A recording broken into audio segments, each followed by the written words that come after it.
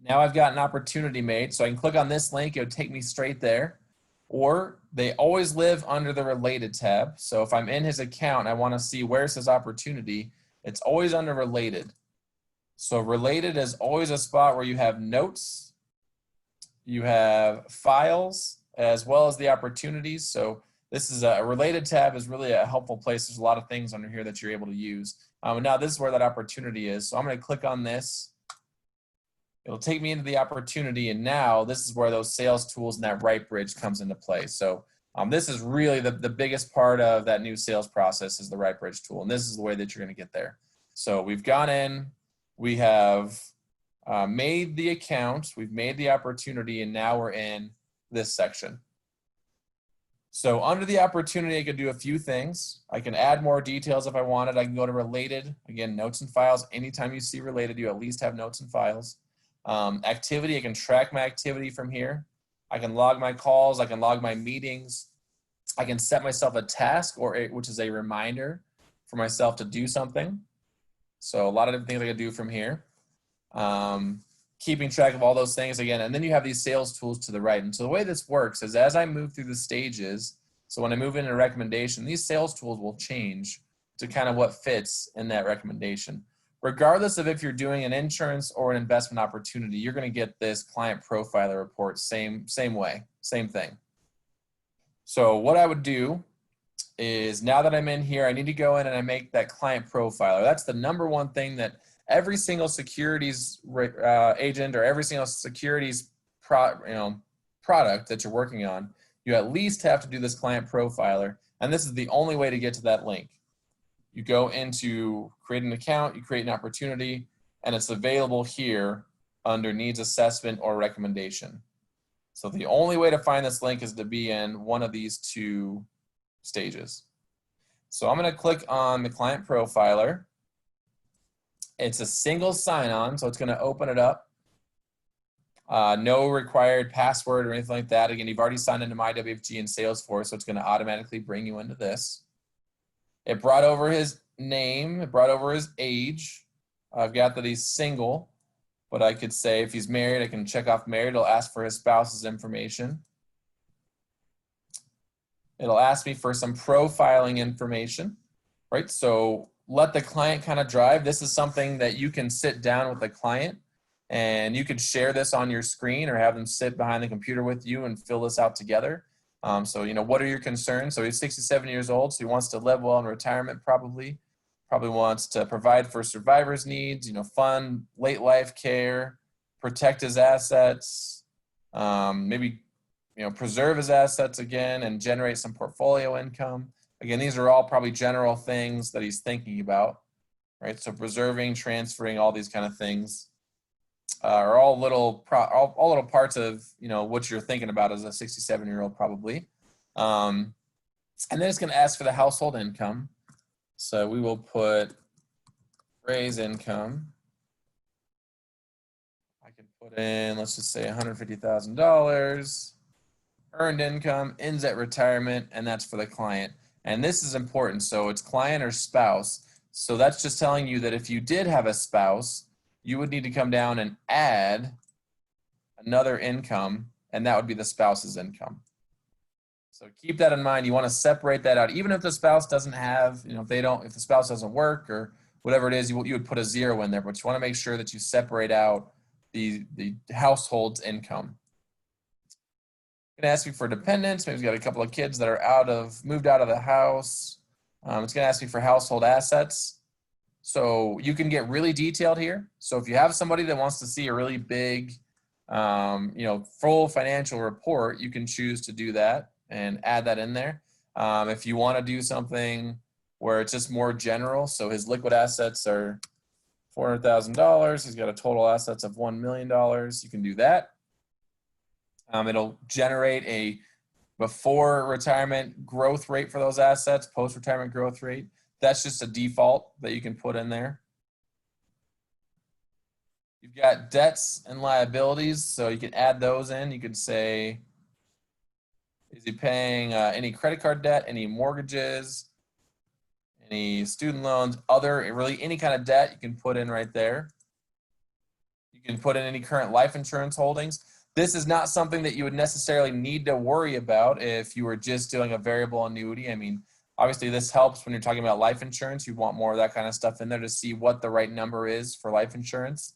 But if we're talking variable annuity, this is not something that you have to go into too much detail on. You can see I'm not going to enter anything in those fields, and you see what the report comes out like. Anything else that could reduce that insurance need. Any other insurance coverages that he has. What's his retirement goal? So he wants to retire by 70. Life expectancy might be, it defaults to 88. You can bump that up or bump it down, you know, whatever you want to do there. Gives you an assumed inflation rate of 2.8%. You can change that if you want. So a lot of these are defaults that you can go in and mess with if you wanted to. There might be a specific dollar amount that he wants every year for income, or you can use a percentage of what his current income is. So if I want that to be 90%, or if I want that to be 80%, you know, whatever it is, the general number of what you want at retirement that you're trying to solve for. Any spending or saving goals? Do you know their broad asset allocation? So if you're doing a mix with something like trans alpha, trans one, you might go to yes on this and kind of, you know, what percentage is in cash? What percentage is in bonds? What percentage is in equities and alternatives? So you can give them a broad asset mix if you want to know, you know, want to put that kind of stuff in there as well. Fairly easy to go in and do that. Retirement contributions. Is he making any contributions right now? Let's just say 8% of current income, that's maximized, and he's contributing to his 401k or whatever it is for retirement. Do you know their Social Security, or do you want the system just to estimate that? You can either enter in the benefit or do that. So whatever you want. I'll just go ahead and put in $2,400 a month. The last few, we're going to talk about risk tolerance. So if you're going to talk about a VA, you probably at least want to have this at moderate, if not higher. So keep that in mind. Again, some of these just kind of think about logically, you know, what should they say in order for it to recommend or bring up what I'm trying to recommend as something that would be suitable for the client. So liquidity guarantees, maybe wants a balance between those. What kind of advice do they want on the investment side? So this one's a good safe alternative. So prefers a stable portfolio with less trading, or wants more active managed portfolios. So you can choose that. Fee sensitivity, no strong opinion, or do they want lower fees, or they really want more features and the fees aren't as big of a deal? Again, those are the kind of things that you're going to answer. You can come in here and answer as much as you can, then come down to the bottom and save it. And then if you had to leave and come back later, you can always come back and go back into the opportunity in Salesforce, click on that client profile. It'll bring you right back to where you left off. So you don't have to worry about that. So I'm going to go to View Client Needs. That gives me this really cool report. So I've got, you know, retirement accumulation, retirement income, portfolio optimization, life insurance planning, estate planning. All of those are green, meaning that those are all areas that I indicated are areas of need, and they all fit the profile for that age of client with that income, all the things that I put in. Those are all pretty much good indicators that those are areas of need for the client. I didn't enter any debts that he had. I didn't enter any mortgages or stuff like that. So obviously that's not going to show up as an area of need for the client. But this is really what you want to get to. So no matter what, this is a really cool report to be able to use for people. It's a very professional, you know, put this forward, kind of like Angelo was mentioning at the beginning. You know, there are a lot of people out there right now that, you know, they can go on to Morgan Stanley's website and, you know, it promises them if they meet with an agent a free financial analysis. Well, you can do that now. You can just go through that questionnaire, give this client this report, a full financial analysis of where they're at in their overall retirement picture. So it does that, and then it also will take it a step further. So retirement income planning is what I want to go to, right? So what are the details on this? So why is that showing up as green? So based on all of these factors that we said, okay, living well in retirement, generating portfolio income, that's relevant to this. Funding late life care could be relevant to this. The client's assets and expected retirement income may provide only 44% of their retirement spending goal. So we need to kind of use this to bump us up a little bit and cover that gap. So there's a few different things there that you can kind of work on. Right here, this in red, it'll kind of tell you, you know, why it's not as big of a thing right now. So 3 years until retirement when he's 70.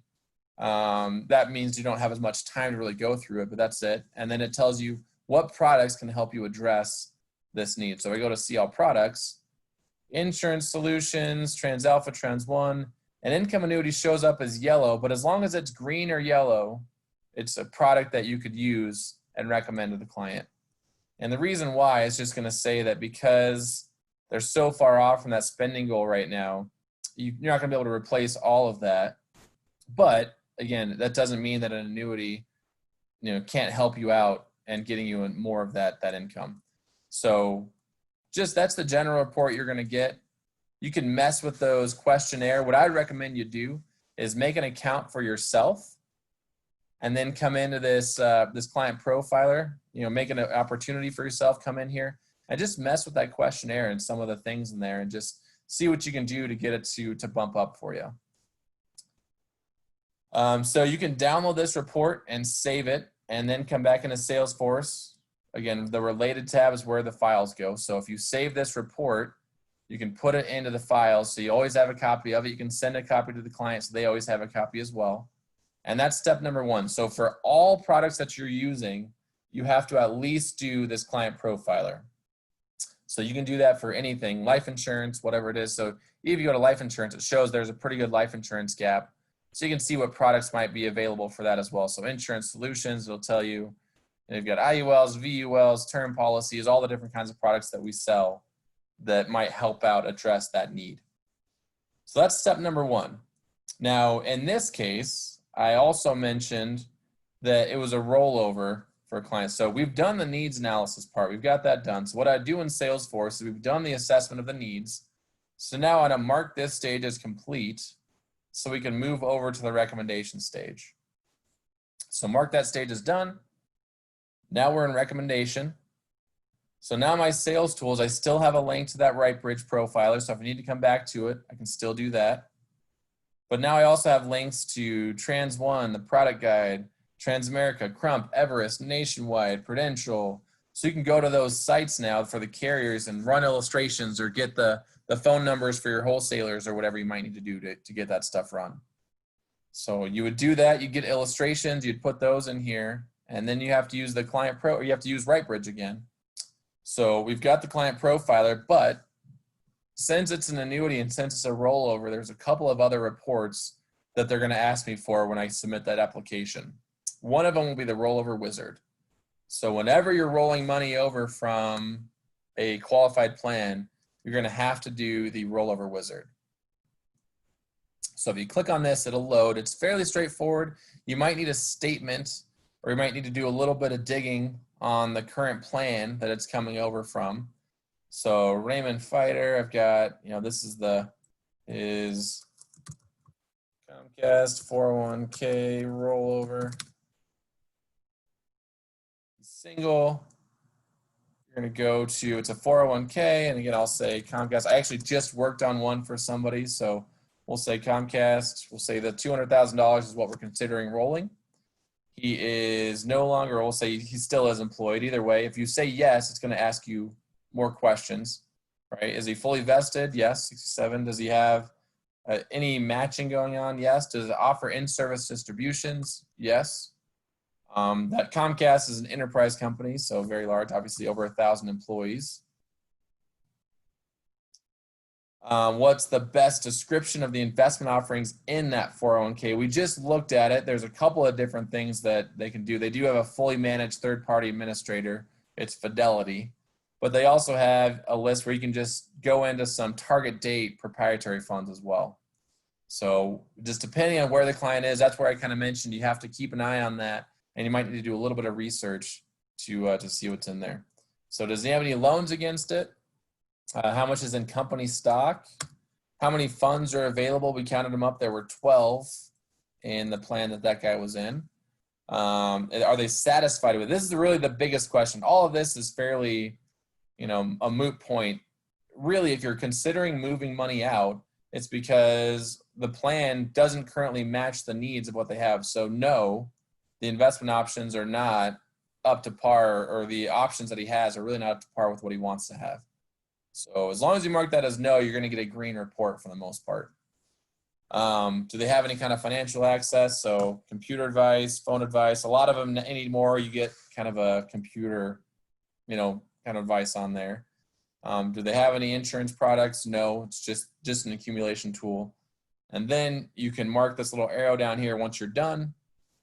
It'll give you this rollover report showing that, moving out of that plan could be in the interest of the client based on the answers that we gave there. So I could download this report, and this is another one that I'd want to have on hand. It doesn't automatically do it for me, so I'd want to download that and label that the, Comcast rollover wizard report. So you'd have that done. So that's 2 reports. We've done the client profiler, we've done the rollover wizard. That's 2 that you're going to need. From there, now we're ready to talk about the annuities. So I'm going to go to choose annuities. It's going to bring up the annuity wizard. And now it brings over some information, right? So a rollover from the 401k, 67-year-old client, he's male. We're going to say I'm in Colorado, so I'm just going to mark Colorado. Qualified money. A new policy. If you are replacing an annuity, you can choose that, and it'll bring it, and it'll have you put in the information on the current annuity to make sure that it's a good replacement. So this kind of replaces that Morningstar report that you'd had to do in the past, if you're familiar with that. This replaces that now. What's the purpose of this annuity? Lifetime income. Select right here. I would just keep it on the default there. Don't validate an annuity because you have to compare annuities as well, which it doesn't let you do at the validate. So just leave it on there, and then you should find the one that you're looking for. Are we doing single or joint? We'll say single in this case. He's going to take income, let's just say 5 years out, so 73. It's going to give you that little warning. So since it's taken after 72, make sure that they're going to be able to cover their RMDs from some other product, obviously. Results from the client profiler. Again, income need of $8,600. Do you want that? Or do you want to just show us what the best ones are? So I usually keep that at a no. And then what's the initial premium? So let's just say $200,000. How much investment control do they need? So these are the questions that you're going to start to get to where, again, if you know the annuity that you want to go for, and this is not something that compliance or anybody will tell you, but if you know what you want to go for, this could be one of those questions that leads to it. So if I know that I want a Jackson or like a Transamerica that gives me open investments, I'll mark that as very important because those are kind of the only ones that give me that option. If it's not, then you can mark not important, but keep that in mind when you're going through here. Do you want to include any of those annuities that have payments that decrease? So some of those living benefit riders on annuities, they'll pay you a higher percentage up front, but then they'll drop down at a certain point. So keep that in mind as well. Do you want to have a death benefit? Is that important, or no? Is the income more important? Do you want a long-term care enhancement? Some annuities have that on there. So if that's something that's important to the client, you mark yes. We'll say no on this one. And then alternative roll-up rates, you kind of leave that on the default. Or if the client is only concerned about guarantees. So there are riders that only give you guarantees, right? So you just worry about the guaranteed growth. You're not worried about what it can actually do in the market. But if you want to take into account how an annuity might perform if you got a 4%, general rate on there, or a 5% return in the market, then this will actually rate the annuities that way as well. So there are some annuities out there that can reset. So if you said no, they're not going to take that reset into account. Whereas on this one, it would take that into account. So keep that in mind. Again, these are more in-depth questions that if you're doing a specific annuity, feel free to reach out and we can help you through it. Then risk tolerance, that's brought over. This is the risk tolerance towards this specific product. So I'm going to bump this up a little bit. Maybe he wants to be a little more aggressive with this annuity. So I'm going to bump that up a little bit. And then is this more than 50% of the annuitant's investable assets? I'll mark no. If it is, again, it's not a total deal breaker. You just have to write in here why you're doing more than 50% of their assets in the annuity. So hopefully that all makes sense. So we'll evaluate annuities now at the bottom. And what this is going to give me is a report of all of the annuities that are available for my client. So it just gives me a short list initially. If I wanted to see all of them, I go to show more, and I go to show all. This will show me every single annuity that's available, and you can see they're all green. So no matter what I choose, now we get down to the yellow ones. You could still recommend a yellow one. That's not completely out of the question. I don't think any will show up as red. Yep, no, none of them will show up as red. So you can see I've got some FIAs. I've got some just general fixed annuities. I've got some probably VIAs in here. I don't know if I have any of those variable index annuities. I didn't see any. There's a lot of different annuities, right, out there that you can choose from. So as long as you stick to green, it'll make your life a little bit easier. I'll tell you that a little bit. And let's say that I wanted to recommend this Transamerica B share with the Income Edge rider. I would compare this and just pick one other one to compare as well. You have to at least do one other comparison. So the Jackson. You would then download the report, and it's going to give you a comparison that looks kind of like this. So it'll tell me those two annuities. You know, here's the Transamerica, here's the Jackson, here's the fees, here's the surrender schedule. They have the DB, you know, what's the ratings of the company, so on and so forth. So you've got a lot of different things you can put in there, fees on the rider, all that good stuff. So you can do that. That's what this report's going to do. It's basically going to give you that just in a PDF. That's the third report that you want, right? So we've got the client profiler, the very first one. We've got the rollover report, and now we've got the comparison report. Those are three things that you're going to need. And then the last one that you'll need is you actually have to select an annuity. So I'm going to select the Transamerica B share. I'm going to say any notes of why we chose that. If you want to put those in there, you can do that. I'll just save it. And now I've got this. And then if I download the report again, it's going to give me now the product report. So I can do that, or at the very bottom of this page, you can also return to Salesforce. So once you've selected the annuity that you want, you've got all the illustrations, you've done all that work, I can return to Salesforce. It's going to take me out of the wizard. It's going to take me out to the general area here. You can always go back and look up an old case if you want to. But then by clicking on that return to Salesforce button, what that actually did for me is if I now refresh my Salesforce page, it actually, if I go to the related tab, it brought in that client profiler and then my product report as well. So it actually brings those in for me automatically. They're both labeled the same, but you can see the sizes are different. So this is the client profiler. This is your product report. So saying, you know, you chose the Transamerica product.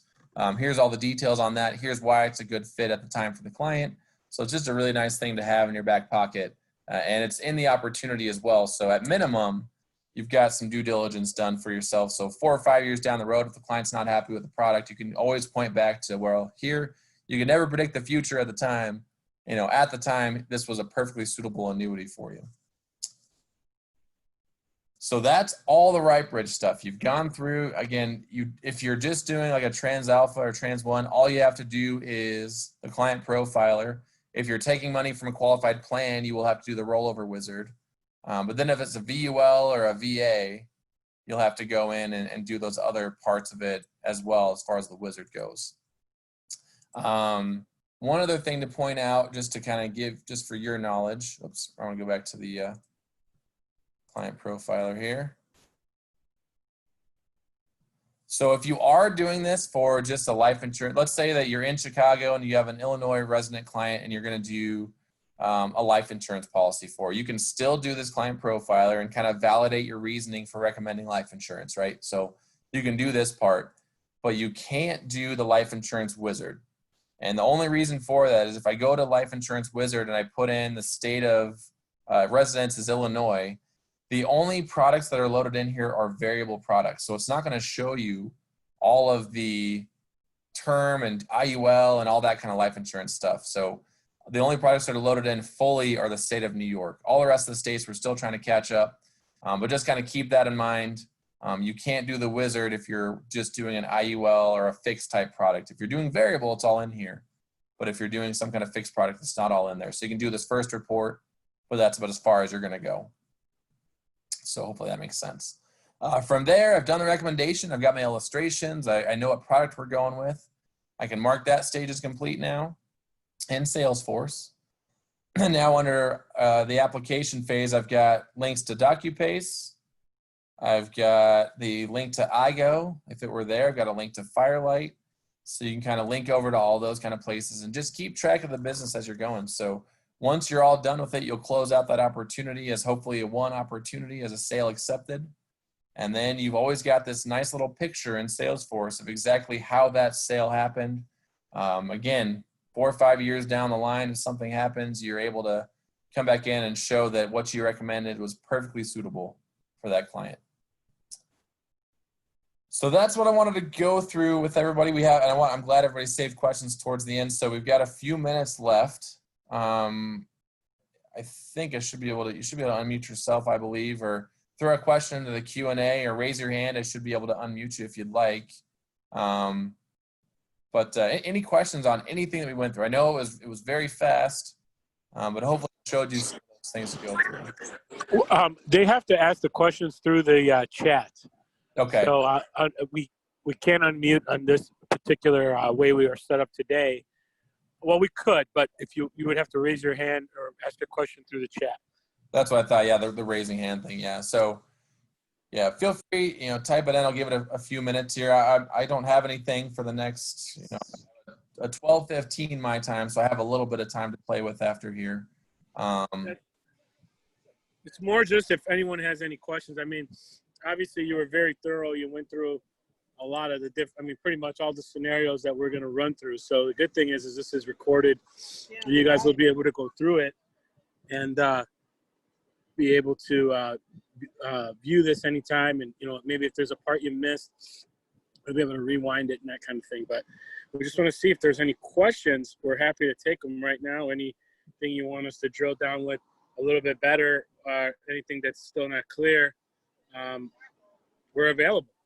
Otherwise, yeah, no, I got one in here from the Q&A from Patrick. So the flow chart that I mentioned right there, that is in your MyWFG page. So I'll get logged back into MyWFG. That's on that Reg BI page that was in here. So what you're going to do is type in, I don't know if it was at the very beginning I did this. You can type in Reg BI in the search when you're in your MyWFG. It'll bring up this page.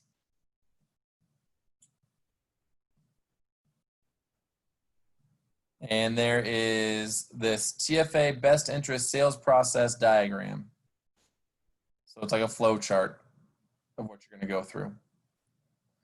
So hopefully that's helpful for you. So you can go in, you can download that and have that as a PDF if you'd like to have it that way.